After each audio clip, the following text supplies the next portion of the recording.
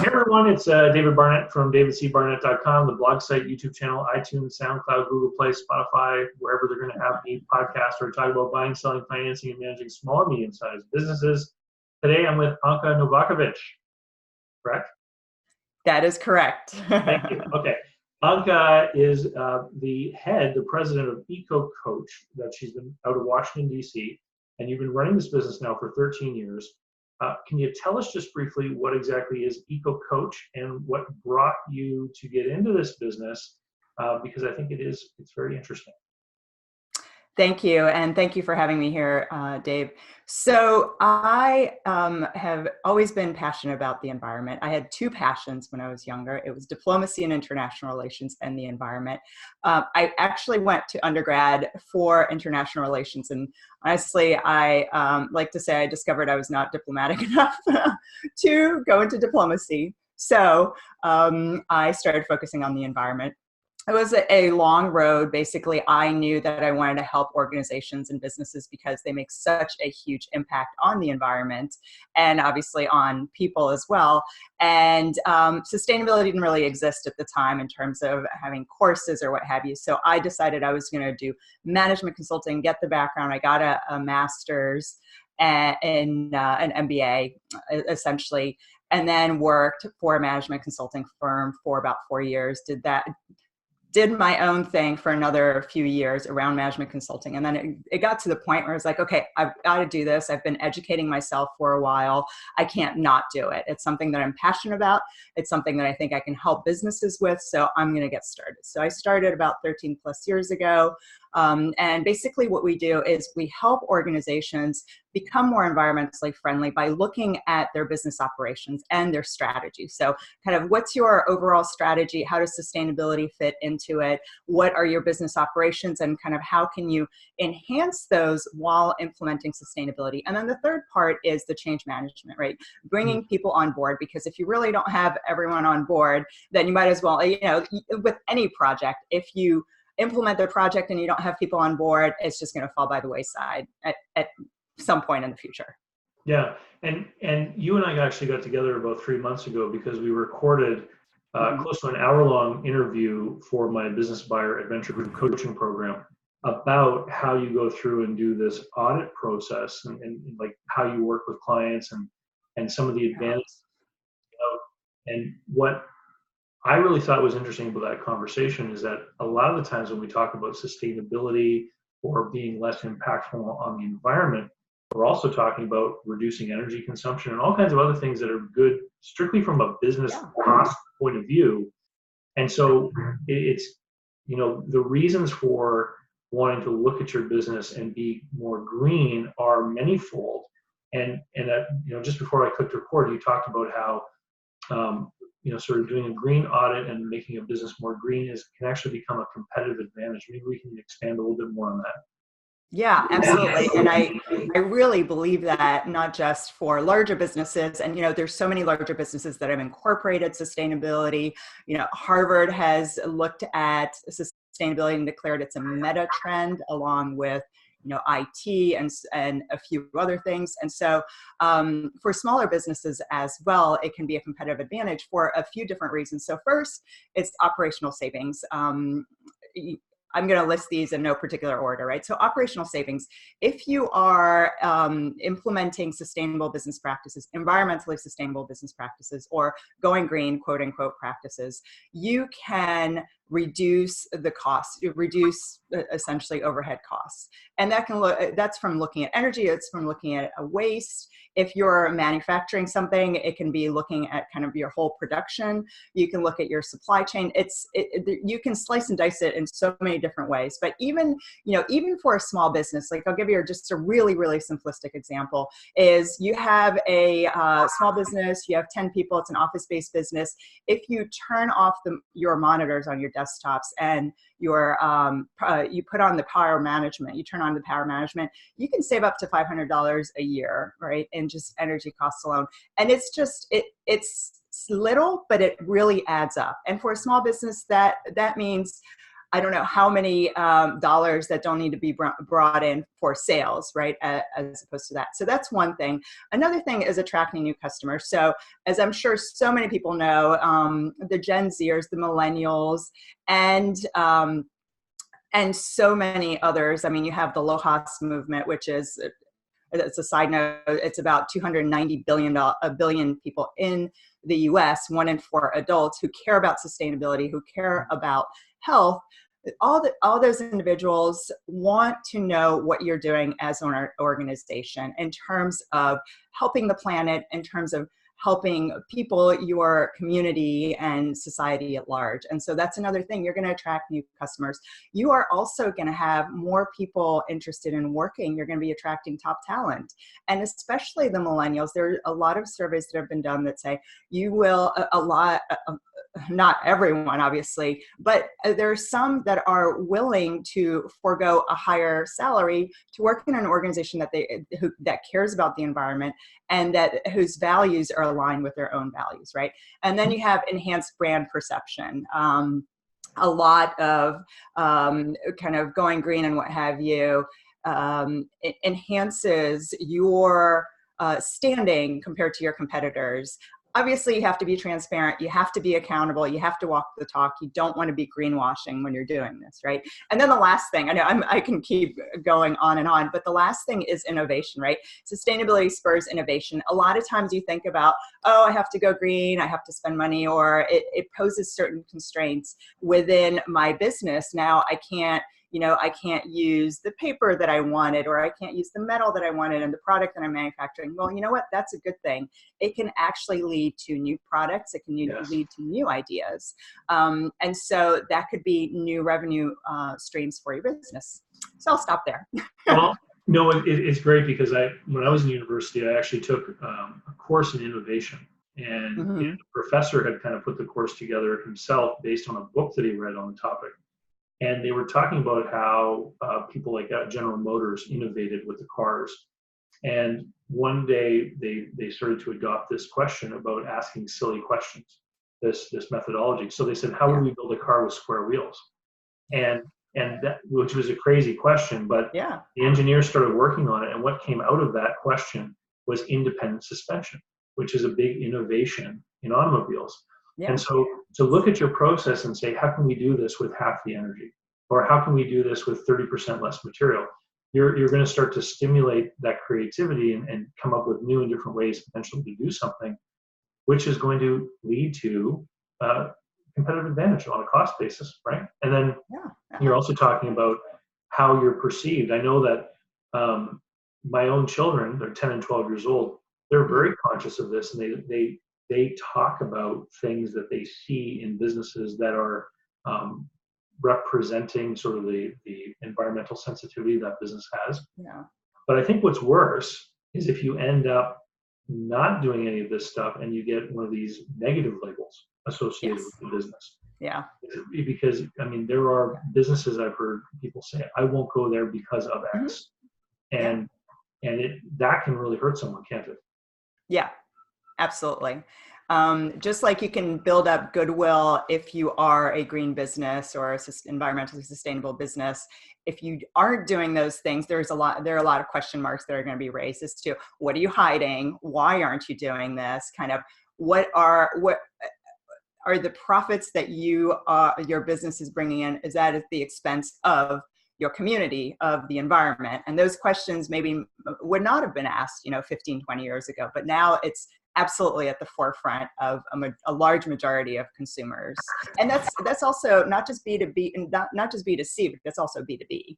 Yes. So, yeah, that makes sense. You had mentioned that it was a Harvard study, perhaps you said that about the meta trend towards sustainability. And so, here's what I'm seeing is I'm seeing paper straws everywhere instead of plastic straws. And my local grocery store stopped using plastic grocery bags this month. And they're just ahead of the city because the city's banned them altogether starting in July. So we're seeing these things happen both in a regulatory fashion and from businesses making these decisions. What kinds of things can we expect to see? What sort of trends do you see coming along? Well, I think one of the trends that started out a couple of years, so there's so many different trends because sustainability is so broad and encompasses so many things. So I'll list a few kind of off the top of my head. The first thing is, kind of to your point about paper straws. I think plastics is still going to be at the forefront and is going to continue and that's going to be a longer term transition. Like I was just speaking with someone yesterday who said, he subscribes to some plastic industry news, and the plastic industry is saying, oh, well, we're going to be growing by 5 to 10% in the next 5 years, right? So I think it's going to take a while and obviously it depends on what kind of plastic and what have you, but it's going to take a while for all of this this awareness to translate into action, right? For smaller organizations, especially, I know for larger organizations, to your point, we're seeing a lot more. Like I think 2018 was really the year of the plastic straw, and now we're seeing kind of the action being taken. And so kind of focusing on getting rid of single-use plastics, all of that, I think is going to continue. So that's one thing. Another thing is that I wanted to bring up, because I have these conversations quite often, is around recycling and recycling solutions, right? So I think at the beginning of 2018, China essentially said, we're not taking your recyclables. And so that caused, a lot of questioning around, okay, where is recycling going right now? And why should we even recycle, right? So what's happening now, what's slowly starting to happen now, is you have more domestic production and kind of more ideas and solutions are being found as to where to put those recyclables that were, essentially just we're going to the landfill when China made that announcement. And so, so is that what was happening? They were going over there and the Chinese were putting them in the landfill? No. So they were recycling. But when China made the announcement and they essentially said, we're not taking your recyclables, there's so many that are contaminated. Basically, a lot of the haulers here were saying, okay, well, then we're going to put them in landfill, right? Or we don't know what we're going to do with them. And so they were stuck. And now what's happening is that there are new solutions, there's new investments, and kind of new ways of using those recyclables and increasing investment in kind of recycling solutions, which I think is a great thing because we don't want to depend on exporting everything anyway, right? Well, it's interesting because to that point, my local landfill operator, which is it's a government agency, they put out an advertisement last year in the newspaper saying that if anyone wanted to set up an operation that would use certain of their recyclables that they were sorting out, they would give them free land. Wow. So it was like, if you want to set up a business that would use this, we'll give you some land. So that, because to have someone on site that would take that stuff, it would be a huge advantage for them.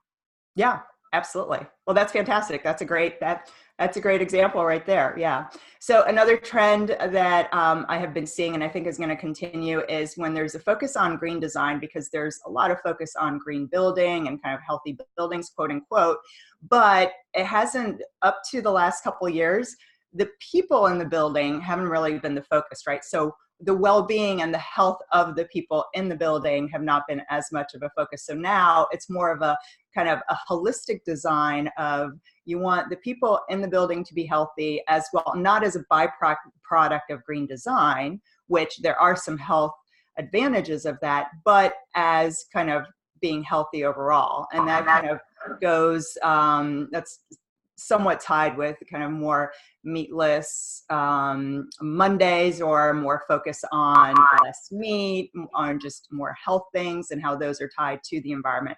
So that's another trend that I think is going to continue, along with the well building standard and what have you. Yep. Have you seen any kind of statistics or studies that tie in trying to be sustainable and letting people know and results in sales or profitability in business? So I have seen some results in some of my clients, but that would be great. Can you tell us it's stories? And so I'm kind of going through the list because I wasn't expecting this question, so I don't know who I can share it with, but it's been you'll have something like a 5% increase in sale with the communication of what you've been doing, right? And the communication meaning you actually aren't just recycling, right? You're taking additional steps. You have identified metrics. You're reducing your energy, you're reducing your waste, you're reducing your water, you're kind of switching your procurement, you're educating your staff, like that sort of thing where you have sustainability reports. Those communications and kind of the actions are tied to more people coming to that business. And so I have, and actually I'll just give you a really simple example, which, off the top of my head, which is my first client way back when in 2012, when I started. I basically, in 2012, sorry, 2006, totally 12 years ago, 13 years ago.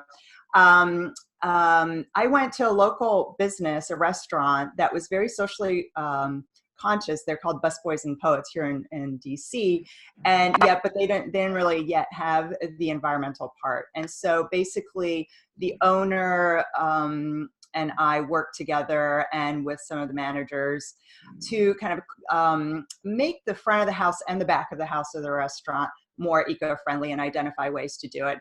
And that's been, and he has said, and essentially that involving or incorporating environmental sustainability is something that has given him a competitive advantage and added more customers. And now he has 7 locations that are open. So fast forward 13 years, 14 years, I'm like losing track of time. We're in 2020. I'm still in 2019, but I'm actually going to be 14 years in business in February. So that's kind of where I'm like, everything's spinning.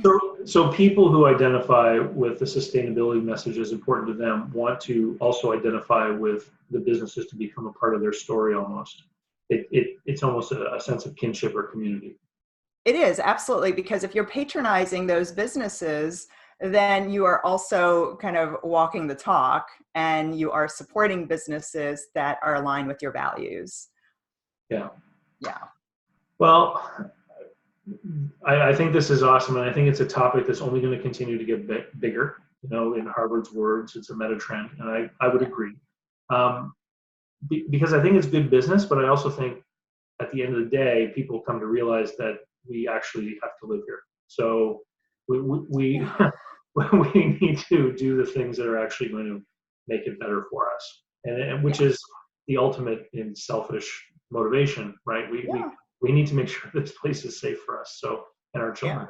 So, Anca, thank you for joining me today. And if people want to go and find you online and learn more about what you do, what's the easiest way for them to reach you?